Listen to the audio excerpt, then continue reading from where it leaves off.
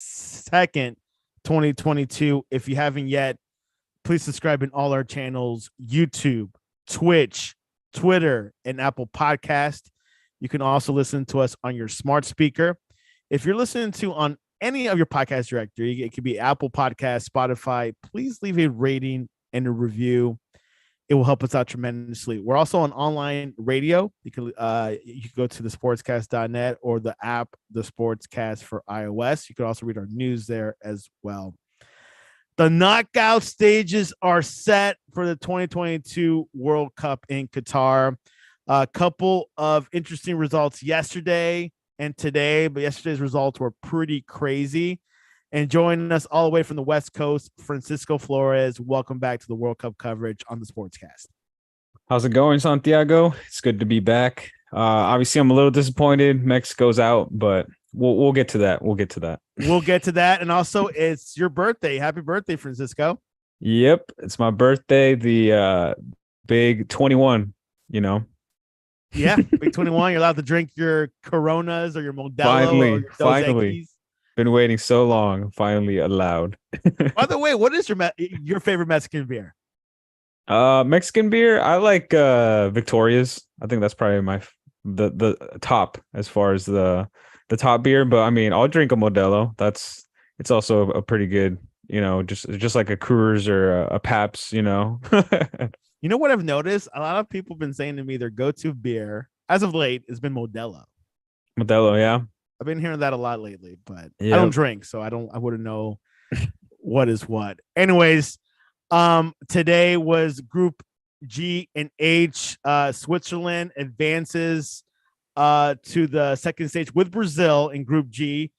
Cameroon beat Brazil 1-0, and Switzerland beat Serbia 3-2. And the top two was Brazil and Switzerland. Let's go into the Switzerland-Serbia match. It was a lot of chaos in the first half. Francisco, a goal by Shaqiri, who plays for the Chicago Fire, and then a goal by Mitrovic from Fulham. He finally, I think it's his first goal of the tournament. And then they went up 2-1 with a goal from Dusan Vlahovic. And then Switzerland tied it up with Brillon Bolo, very talented. I think he has 2 goals in this tournament. Tied it up, and then in the 48th minute, Remo Freuler got ahead of Serbia 3-2 and into the knockout stages. Your thoughts over this match? Well, this game, it was a pretty exciting one to watch. Just a lot of back and forth, and also just between the two teams, it seemed like there was something else going on there as far as they had some beef or maybe some of the chants possibly by I think it was the Serbian maybe ultras or something like that, and they were chanting some stuff that the Swiss players didn't like. But yeah, it was a nice heated match. I think 11 cards were showing between the two teams, and yeah, it was a fight. If that would probably be the best way to describe it. Yeah, there's about 11 yellow cards. Good thing this group was not decided by a FIFA Fair Play. Yeah, because yesterday was, which we'll get to that soon. Switzerland had a good start of the tournament. They beat Cameroon 1-0, and then they lost against Brazil. And then they beat Serbia, and Serbia became the worst team. But the Switzerland team, very neutral. They had a good Euros actually 2 years ago. They beat out France. And now, which we'll get to the knockout stage. We're not talking about the knockout right now, but this team is capable or very neutral. What do you think? I definitely see some potential in the team. I think they have a good mixture of experienced players and not as experienced players. They don't have a lot of youth, but I think they have a good combination of players in that way. And also, I think collectively as a team, they just understand the system that their manager wants them to play. And I think that's what's probably helping them the most. Anything could happen, as we've seen. And when you play like a team and you understand the system, Switzerland is proving what a team like that can do. It doesn't matter if you have X amount of players from this league or that league, or if the English team has all Premier League players, the best league in the world. Like, it doesn't matter when you prepare and you practice like a team and you put that effort on the field. Switzerland just proved that you can do anything. You can even qualify to the next round of the World Cup. Yeah, and I think Serbia hasn't had many appearances in the World Cup before, so good squad, but a little too, I don't know, a little too tough. They needed some more creativity, but maybe we'll see them again in the Euros and whatnot. All right, the Brazil-Cameroon match. Brazil was already qualified. They had 6 points coming into this matchup. Brazil had 9 changes in their lineup. We saw Gabriel Jesus play. We saw the old man Danny Alves, 39 years old, play. Ederson, Man City. He's actually goalkeeper number 2 behind Allison, which I don't mind that. And we saw more of Antonelli and the great Martinelli, actually, who's from Arsenal, which everyone was kind of shocked about that pick. No, he wasn't picked over Bobby Firmino. It was actually Richarlison that was. But we saw Fred back, Fabinho from Liverpool. Your thoughts over this matchup, even though it was a loss to Cameroon, which was a goal by Abubakar. They got disqualified. But what was your thoughts over this matchup? Yeah, basically a throwaway match for Brazil, which I thought was a little risky. And I mean, they obviously got the result, but I think that was a pretty risky take for them. But it ended up working out for them. So not really much to comment as far as the game. I thought it was a good way for the younger players, the ones who aren't the starters, to get some minutes. Pretty big physical team, Cameroon, and they put up a good fight, but the win wasn't necessary. So I think the efforts were also not there from the players. So yeah, I would have liked to have seen a Brazil win just to go in with confidence into the next round. I feel like confidence is a big thing in the World Cup. So I don't know, maybe that's a bad call in the managers for the manager of Brazil, Tite, but we'll see what happens in the next round. We did see Neymar walking in the tunnel normally, and he didn't play or was in the bench, but he was in the stands. I haven't heard anything about him playing in the round of 16 for sure. I think like that was the plan, but do you think Brazil needs him? I mean, at this point, we've seen what they can do without him, and I think it's fine. I don't think they need him. Absolutely, I think there's other players that could do just as well. I mean, he might have a slight edge over, XG, like that might be the only thing that he's probably the best player with on the team. But I think Rodrigo and Vinicius are plenty capable of taking his place, and if anything, they're probably faster and can run more in 90 minutes than Neymar. No Real Madrid bias there. None at all. Brazil has 65% of the ball possession, couldn't score, had 21 shots on goal to Cameroon's 7 shots on goal. So, but not enough to score. Okay, the big one, the tears was in the Uruguay versus Ghana match. 2 goals by Arasqueta in the 26th minute and the 32nd minute as well. And it was like the first goals that Uruguay scored all tournament. So this has a lot to tell.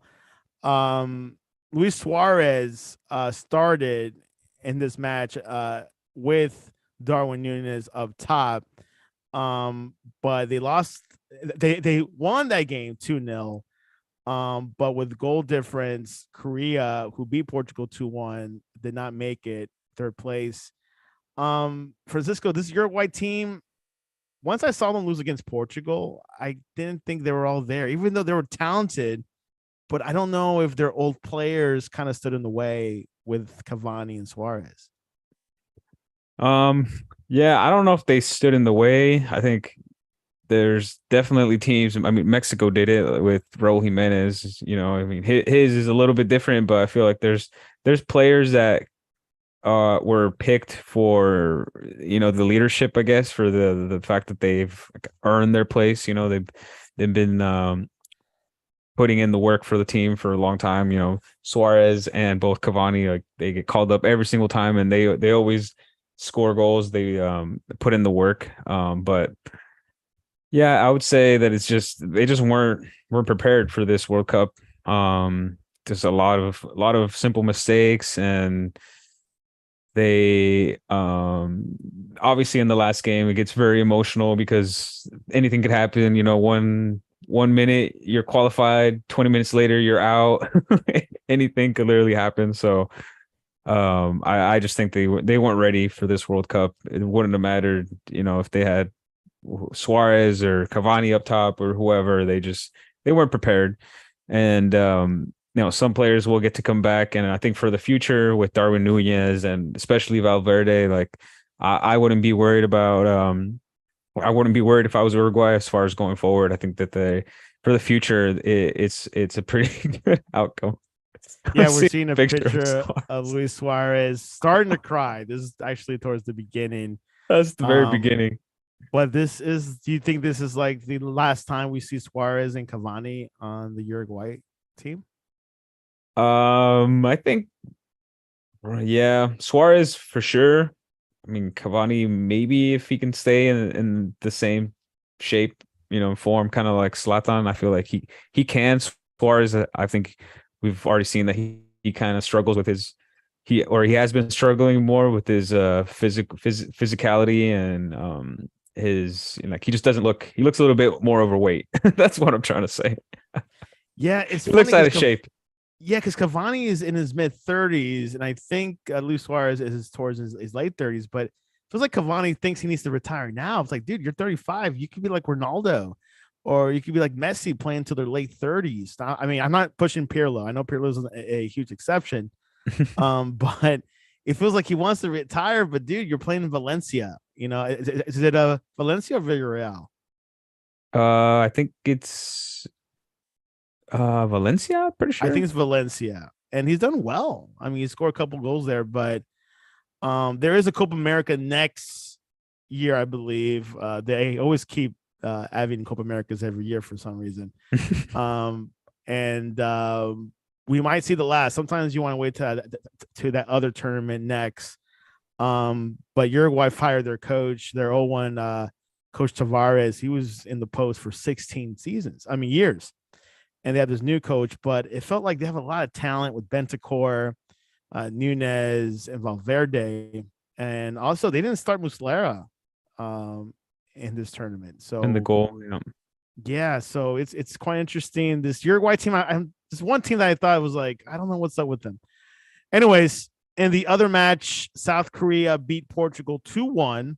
South Korea also advances with Portugal at spot number 2 in Group H.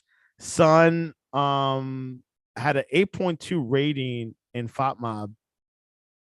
Ronaldo started, and a lot of the players in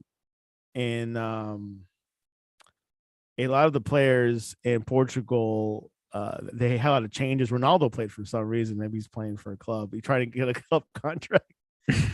And but South Korea, with the other Asian teams, have done well in this tournament. But what were your thoughts over this match? I would have liked to see a little bit of more of a push from Portugal. I thought that they really underestimated their opponents. I think that was the biggest thing. Obviously, as far as the going into the game, I think Korea knew that the possession wasn't going to be on their side, so they weren't playing like that. They were letting Portugal have the ball basically, and they were just waiting patiently for their chances, and they got them. The second one came super late, so obviously it got super emotional for them, and especially after the whistle, because they didn't know if they were going to make it. I think they had to wait like 5 minutes or something like that for the end of the Uruguay game. But yeah, once they knew they were through, it was nice to see a team celebrating in that way, like the underdogs, like it means a lot more to them. And although I wanted to see, all the big clubs make it, I think Korea going through is it's good to see some of the underdogs go through. People can say whatever they want about the big teams must go through, or people are not going to watch. People are going to watch it regardless. It's the World Cup. It's the World Cup, and of course, the Asian teams are doing well in this World Cup. I think half of the African teams are doing well, not all of them, but we're seeing a lot of these teams go into the next round. And the reason why is because a lot of the big teams are dropping out. Germany dropped out yesterday, even though they won 4-2 against Costa Rica, and also Belgium dropped out. Your thoughts on with these two teams? I mean, Germany had an okay squad, you can say. Hansi Flick, new coach, and Belgium, they were towards the end of their golden generation. But what were your thoughts over these, two teams dropping out early? I think it's hard to choose which one is the harder loss, or who's had the worst failure. I think it doesn't matter who you choose. Germany or Belgium, with the talent, especially Germany, I feel like they had a little bit the upper hand over Belgium, but it just, yeah, they're disappointing for both teams. I think for Germany and Belgium, next World Cup, the teams that are gonna line up for them are not going to be these, like 80% of these players are not going to be there for both teams. So it's exciting to at least see that, like, there's going to be some change. We've seen these Germany players for 3 World Cups, some of them 4, I think. So it's no, not 3 for sure, but yeah, Belgium, I think they also need a little bit of restructuring. I wasn't a big fan of their manager Martinez. I don't like how he sets up his teams. I've just never been a fan of his managerial style. But yeah, very disappointing for me. I would have liked to see Germany through, obviously, the superior race. Yeah, and also you were saying about Martinez. He was there for 6 years for Belgium. Don't know if he I mean, if Belgium wasted all those years with him, because this golden generation was stacked. Yeah. With Kevin De Bruyne, Lukaku, who missed like 6 shots. He should have had a hat trick at least. Oh man. Against Croatia, and then of course, Germany, when they lost against Japan, you shouldn't lose to Japan. Let's be honest. Nope. That is not the German standard, I would say. Nope. But Germany, 2 World Cups in a row, Francisco, getting eliminated in the group stage. 2 World Cups in a row. Not even Mexico's that bad. Exactly. And now I'm hearing Tuchel might be able to replace. Well, Hansi Flick hasn't resigned, or he hasn't gotten fired, but a lot of noise about Tuchel coming. Even Klopp is being brought up for the German team. Yeah, I think it would be in typical German fashion, like keep it, German manager, German team, all German. I think any of those guys would be a good pickup for them. It'd be a little hard to steer Klopp away from Liverpool, I think. I think he wants to stay there, and I don't blame him. Being an international team manager is a pretty hard job. You don't get to see the players as often as you would like, as far as in practice and getting them in the session so that they understand your system. Like, it's, you play tournaments every so often. It's not a league where you're playing every week in, week out. So it's not a job meant for every manager, not just because you're a club manager. It means that you can manage at the international level. So, but I think any of those guys would be a good fit. I mean, I think there's possibly even more candidates. Like, they have a huge pool to choose from, lots of German managers.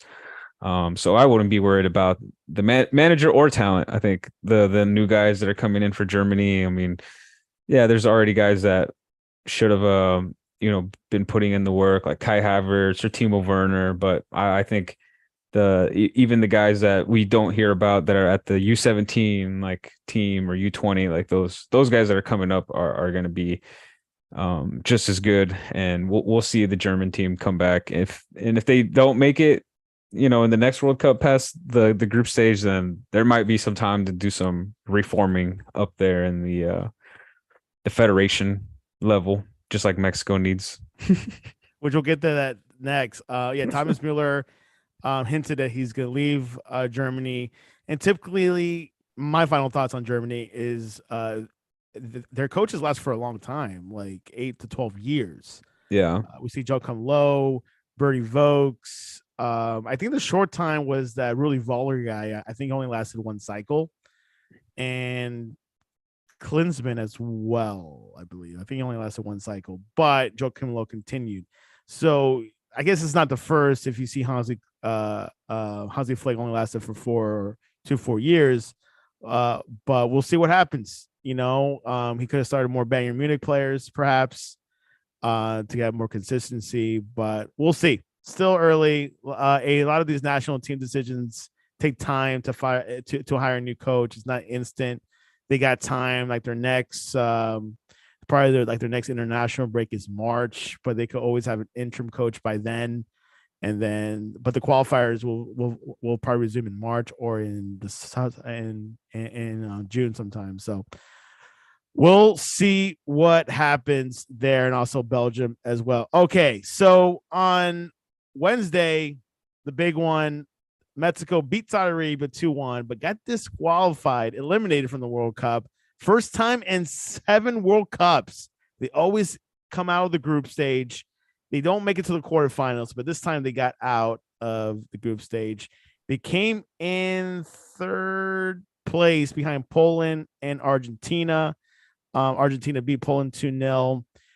Mexico could have gone forward if they had 1 goal, but lost the chance to get into the second round. Tata Martino got fired. But let's first get into Mexico. Your thoughts over their elimination this early of the tournament. Well, I was if you thought Mexico was going to make it through the next round going into this game, you had to have a lot of hope and a lot of patience. Because we had no goals up until that point, and we had to score at least 4 to be for sure 4-0 to make it through. And also Argentina needed to win, which some of those things did happen, but we didn't get enough goals. And then that last that Saudi Arabia goal just killed all of that hope and dreams for Mexico. But like you said, we had a good run. 7 World Cups to make it through. So I think that's the thing that Mexico fans need to think about is that, while, the failure of this not making it to the group stage or out of the group stage in this World Cup, everything leading up to it, losing to the US in all of 2022 this year, not winning any trophies. The U20 didn't make it. We didn't qualify for the Olympics in 2024, and losing to the Nations League and the Nations League, the Gold Cup. The US. And then I think there's also some failures on the women's side. They also didn't make it to the World Cup. So there's just failure all over the Mexican Federation. So that's why there's going to be some changes. Not the big boss isn't leaving. Yon de Luisa, I think he's the director, I think, of the federation. He's not leaving or hasn't announced that he's resigning, and he's like the big boss in charge, but he has announced that there will be all types of reforms, and basically everyone's getting fired. Everyone, and also Tata Martino didn't Tata say Martino that he got fired or resigned, but he said that was his last match. His contract was over once the whistle blew. Your thoughts on that?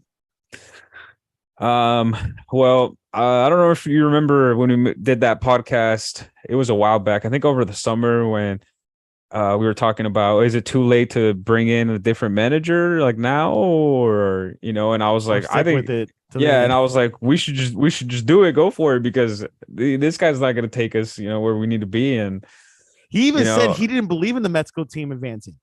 Yeah, I think I had read, and I had also read a rumor that supposedly he handed in a resignation back when Mexico lost to Canada.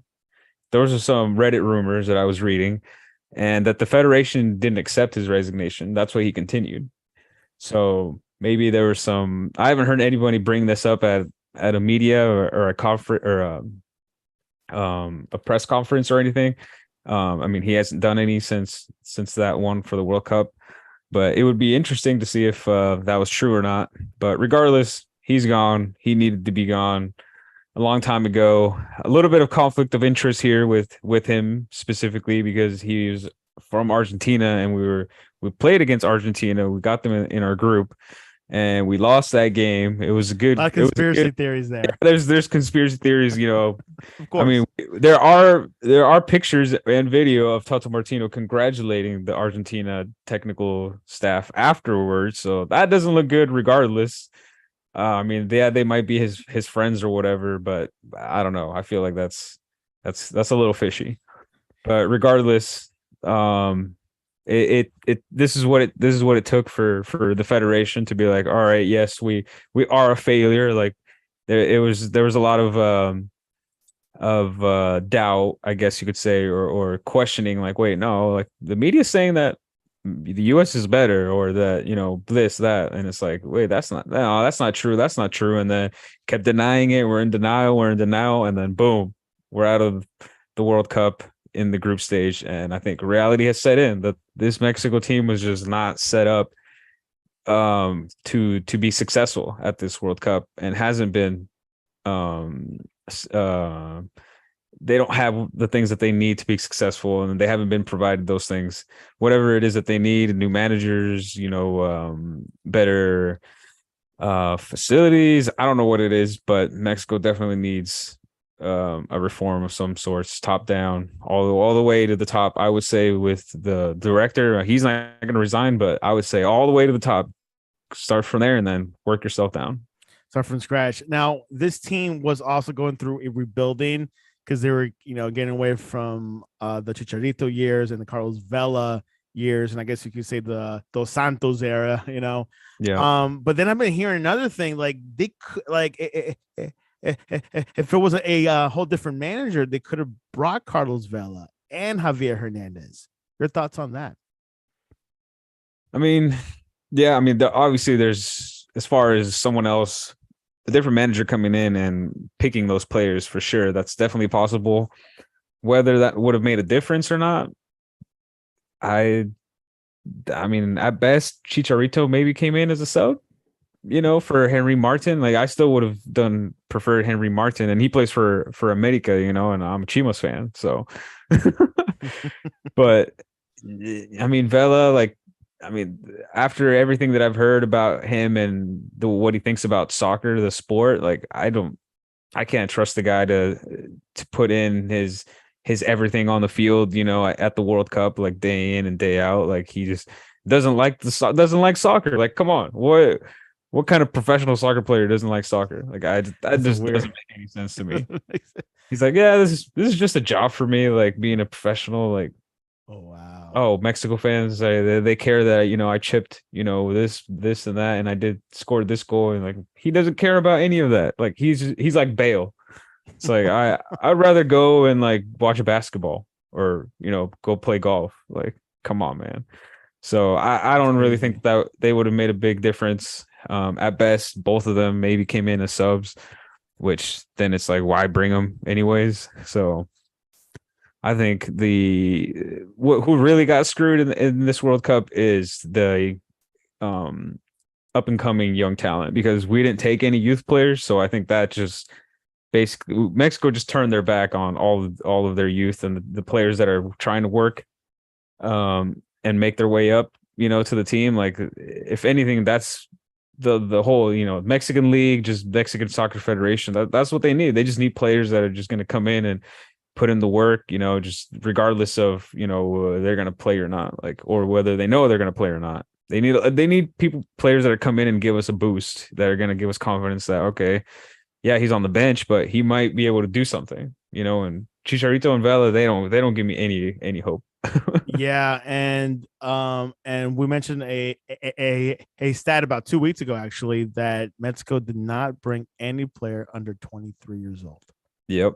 I think they were the oldest squad, I think, average, and for the World Cup. and they're going to co-host the World Cup in 4 years.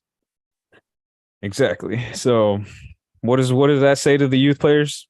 It's like, yeah, wait till you're 30 and then we'll call you up. It's like, bro, some of these guys might have already broken a leg or two and might not be able to go into their 30s as a professional. Well, there you have it. Mexico out of the World Cup.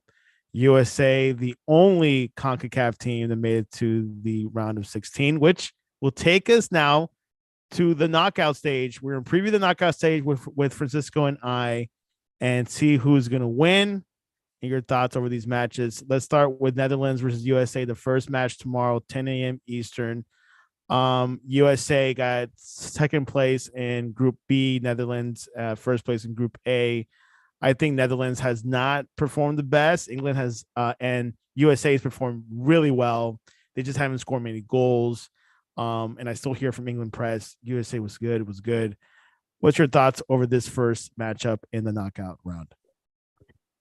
Well, I don't want to sound like I'm gonna give credit to the US, all right, but I think I think they have a pretty good chance of making it through. Netherlands, they're a team that really needs to concentrate and put all of their effort into winning the game. I think if how the US are going to win is if the Netherlands underestimate their opponents, which I feel like because of the results from the group stage, I think that's definitely possible. So in my eyes, I think the US have a good chance, but I still see Netherlands going through. Netherlands go. I think the US can move on. Did you hear about the Netherlands flu bug in their camp these past couple of days? Oh no! So they got That some could be sickness. a flu. Not the whole camp, but a few of the players and staff.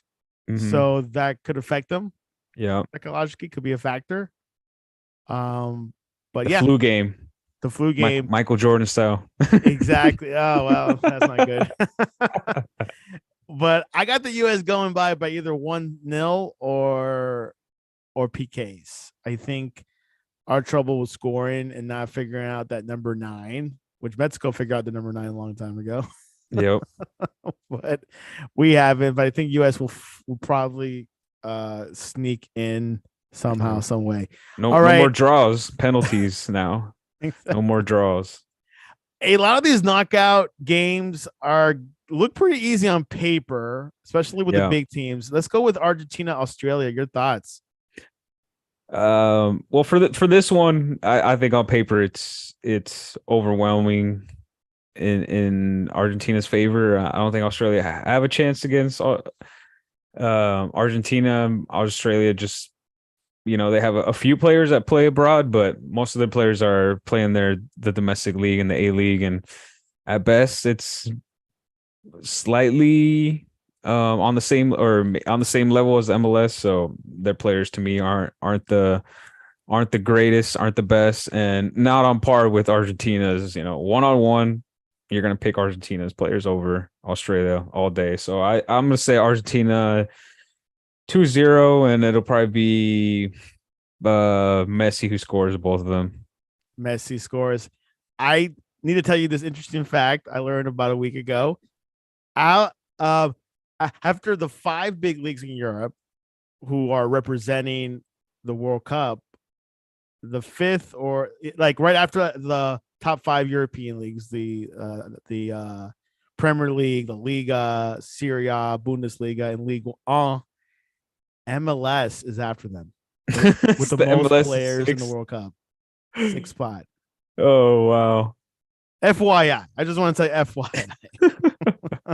So let's go into, I have Argentina as well. I think Australia had a good group stage. I think they accomplished a lot, but it'll be too much for Argentina. I think Argentina figured out their roster after the Mexico match, and they beat Poland really well. I think their confidence, and plus with Australia, it's going to make even them more stronger. Japan, Croatia. This one is closer than I think. You think, because I think Japan is having a fantastic tournament. 2 wins. They beat Germany, and they of course beat Costa Rica. Was it Japan to beat Spain. To beat Spain and Germany. Spain. Keep that in mind. Even though Spain was probably want to play Morocco, got first place. Croatia made it to the top 4 years ago. Did okay actually. I mean, they beat Canada 4-1. Is this going to be an upset, or is Croatia going to take this one?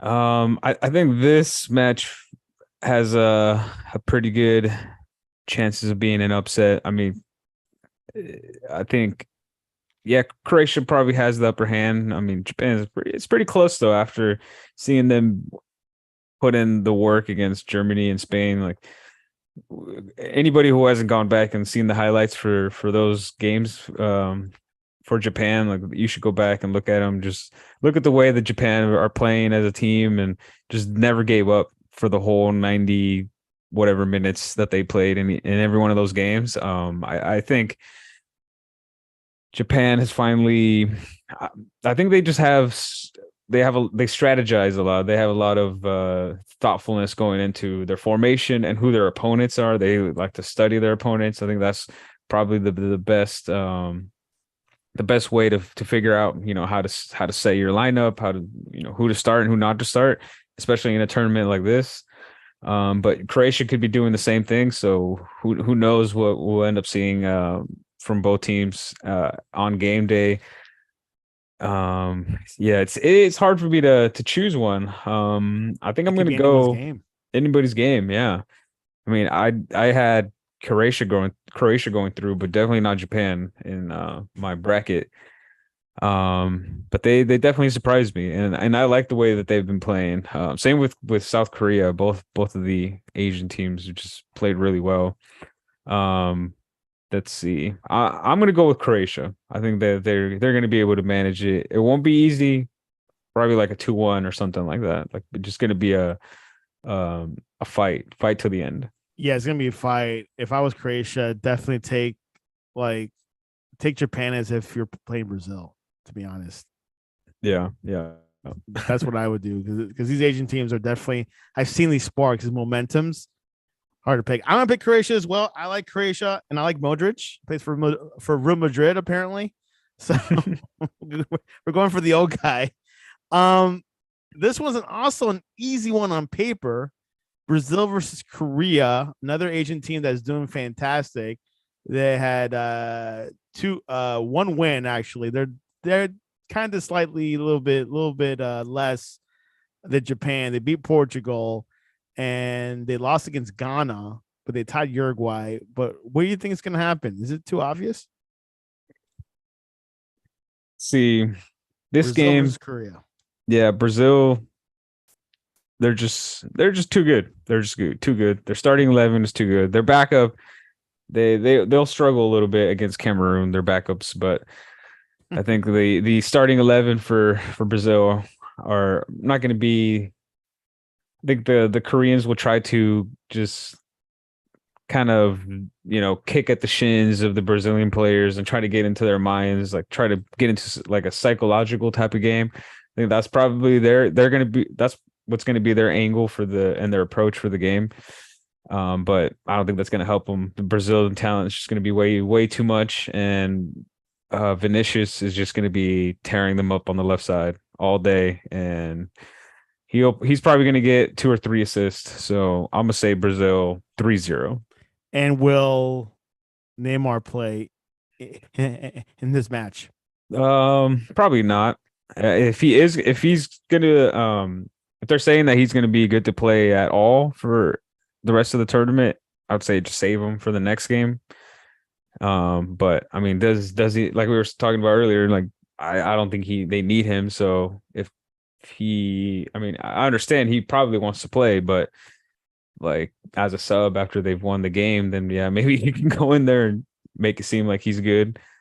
But I think the injury's pretty bad. I mean, his foot was pretty swollen. It was huge in those pictures that I saw. So I don't think that's a injury that he can just recover from. I mean, he might be able to give him some medication to numb it or something, but what is he going to do then with a numb foot?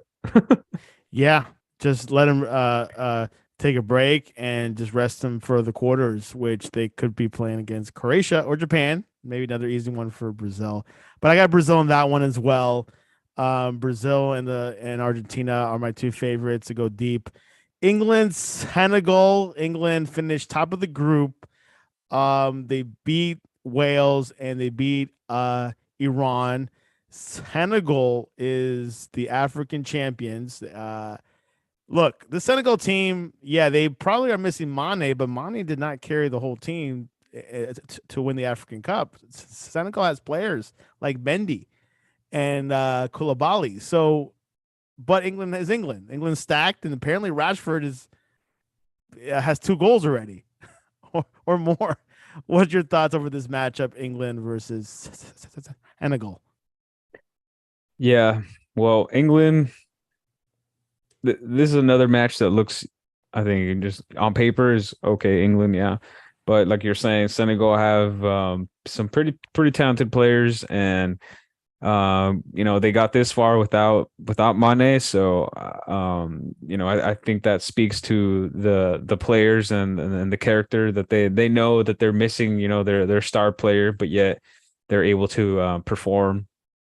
I think on England's side, if the match is going to go their way, I think it's because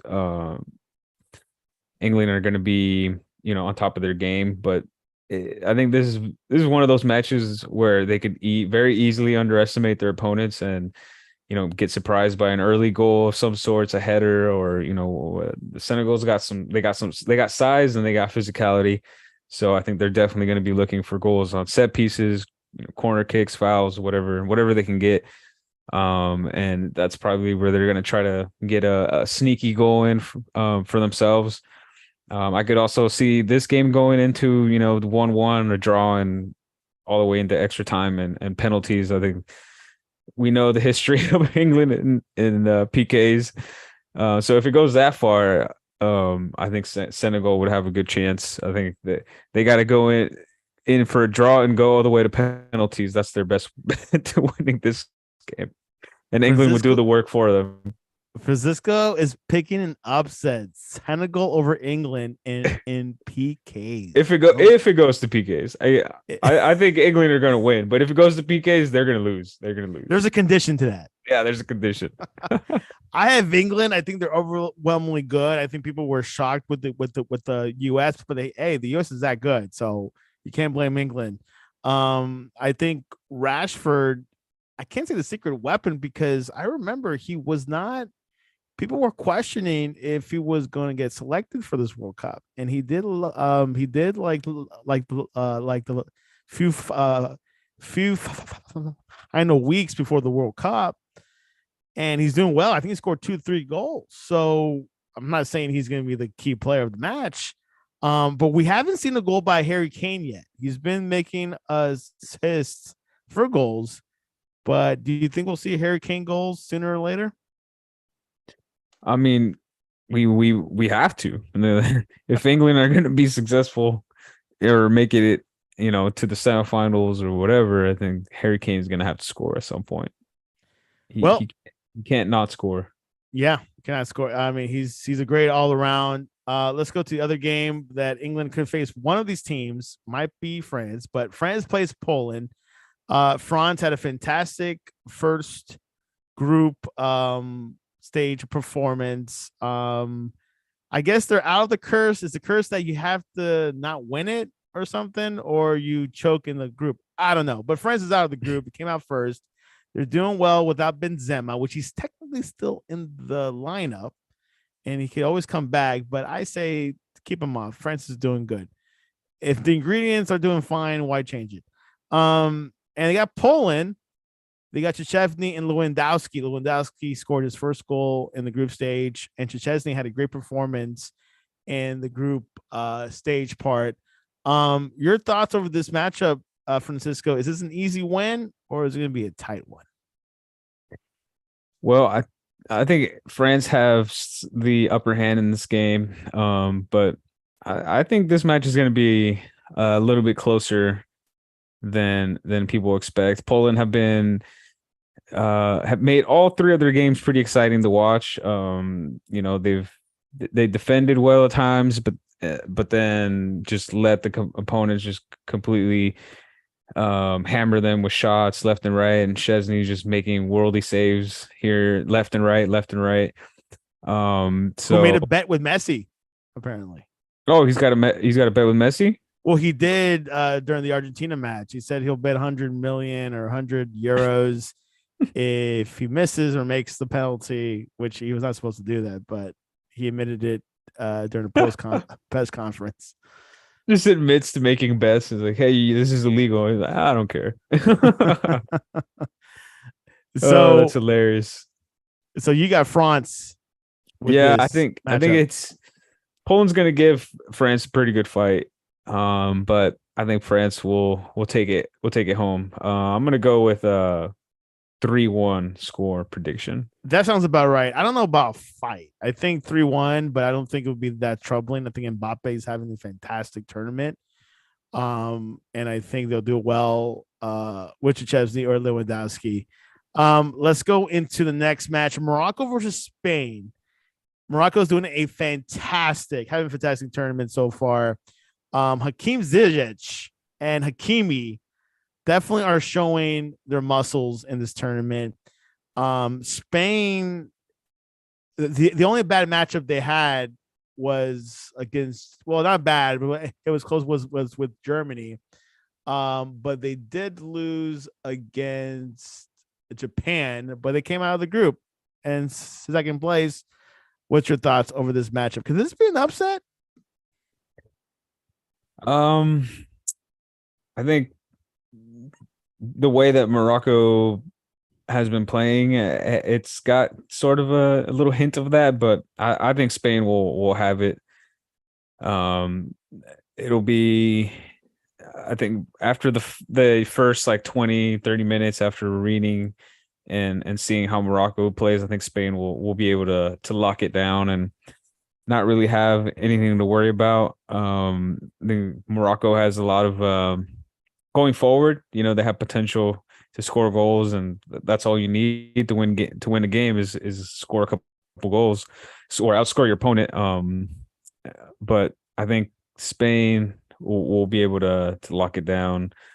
I don't think we've fully seen what Spain can do when they're really, you know, focused and on the game. I think we still have more to see from this Spain team, and you know, going forward, I think if they make it through into the next phase, that's when we're really going to see if this Spain is real or not. I think after this Morocco game, once they get over that, then now the real work is going to start for Spain, and they're going to get some opponents that are actually you know, tough for them. Yeah, they lost to Japan, but let's not think about that. They made it through the group stage. You know, teams, it's strategic. You know, you only need a certain amount of points to make it through. And you know, you only got one chance every 4 years, so you got to be very meticulous and tactical about your approaches. But I think Spain will have this one 2-0.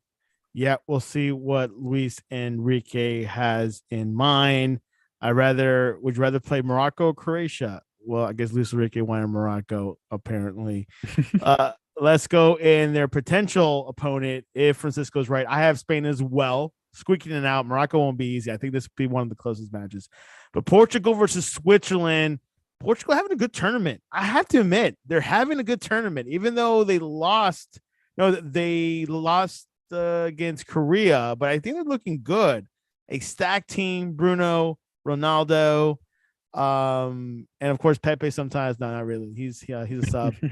Switzerland, very neutral.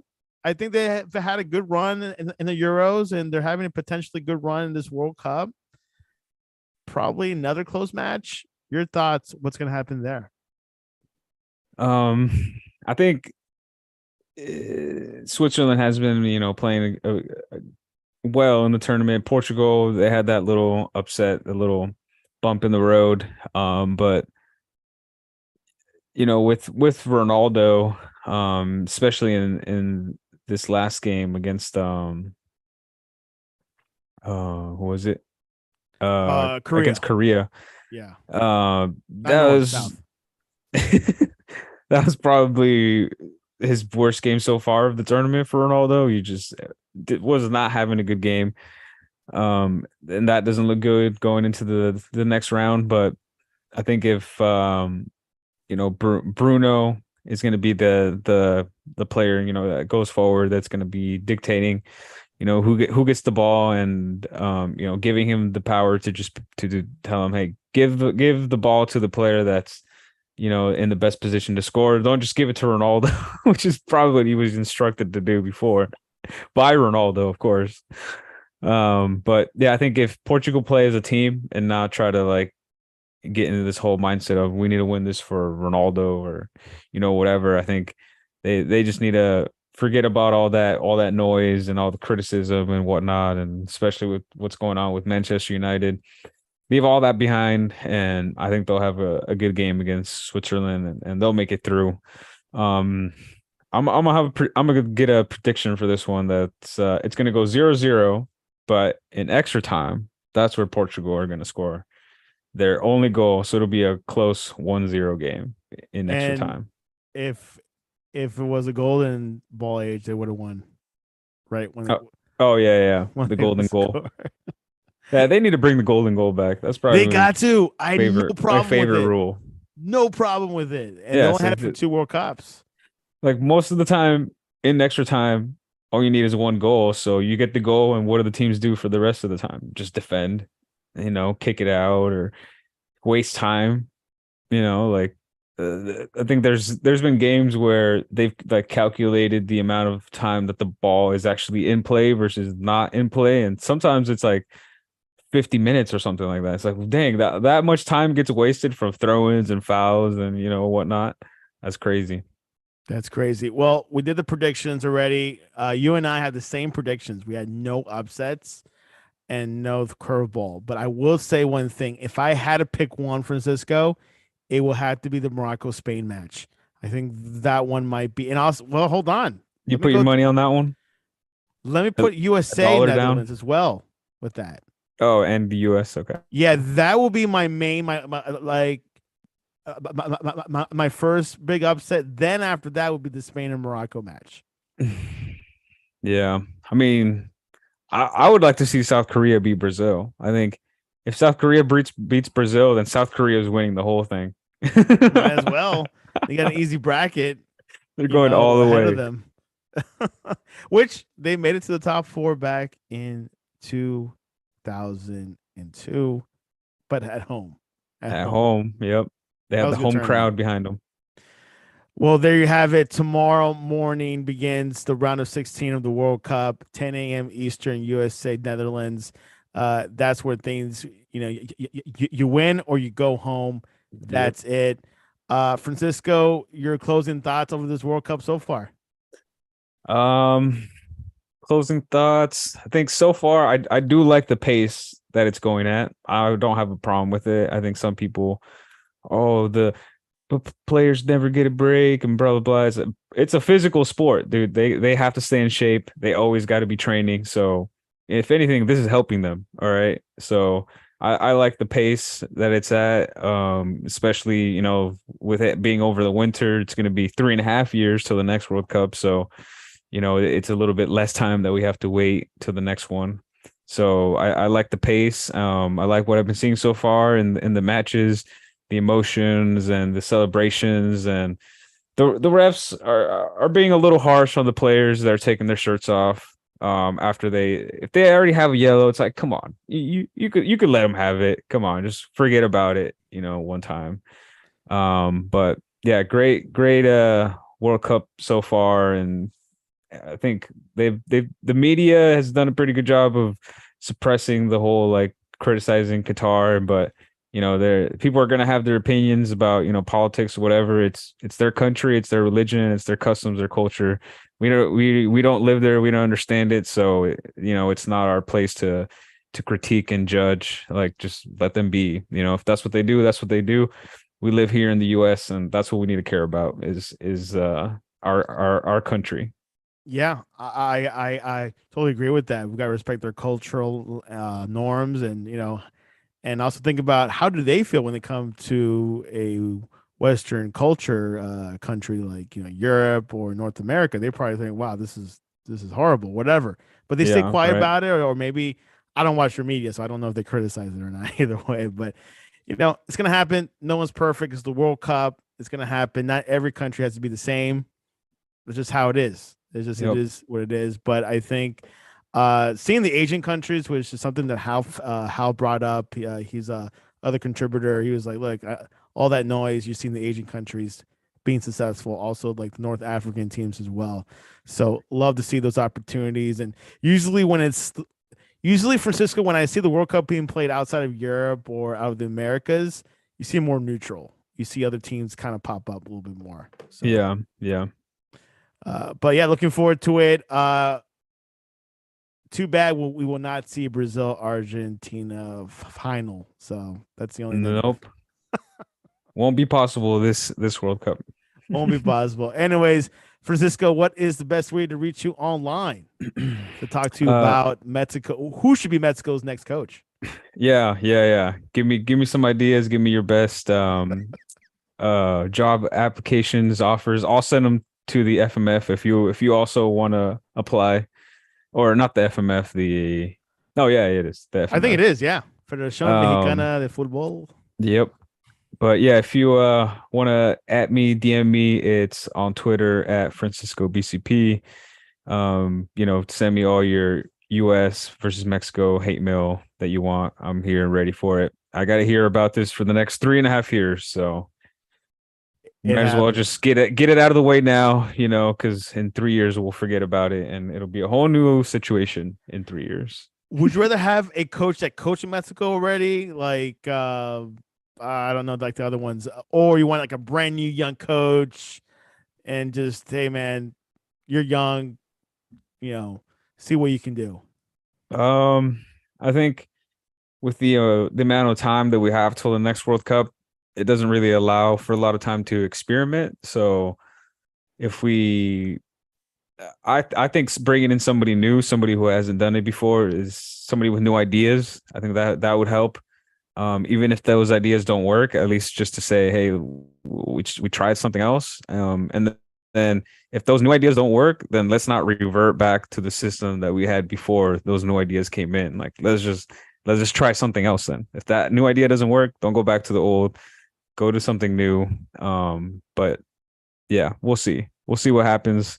I'm excited to see who they announce as the manager, and also don't be afraid to go on the social media and criticize the players, because they deserve it. Like they put out what the best performance that they could on the field, and they deserve to be criticized for it as well, because everyone needs to face reality. You can't deny what happened. So I support letting the players know that we're not happy with the way that they perform. So that way in the culture of the team, it's like, hey, if you're not going to just get praise here, for being there. Oh, we made it to the World Cup. No, you got to be successful. This is Mexico. Yeah, a couple of goals away from advancing, but sometimes you need that bump in the road.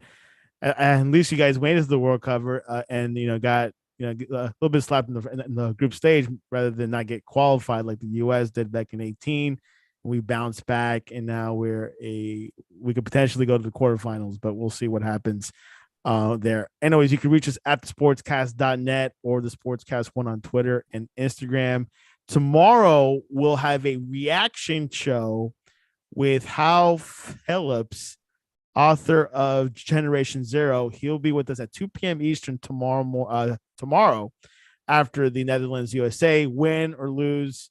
We'll have a reaction show and see what happens. Hopefully it'll be a positive one, but no guarantees on that. And tomorrow I'll be getting up early, so I got to get ready for tomorrow morning and cheer for the U.S., the only CONCACAF team left in this tournament. And hopefully we can go deep as much as we can, because the bracket where I see is not that bad, but it is pretty balanced more than last time, because last World Cup there was one side of the bracket was like full good teams, and the other one was a little bit light, which is Croatia and England.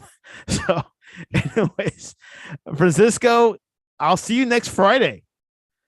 Next Friday, we'll probably know the we'll probably be in the quarterfinal round by next Friday. Yeah, I think a couple of games before that show happens. So I'm ready.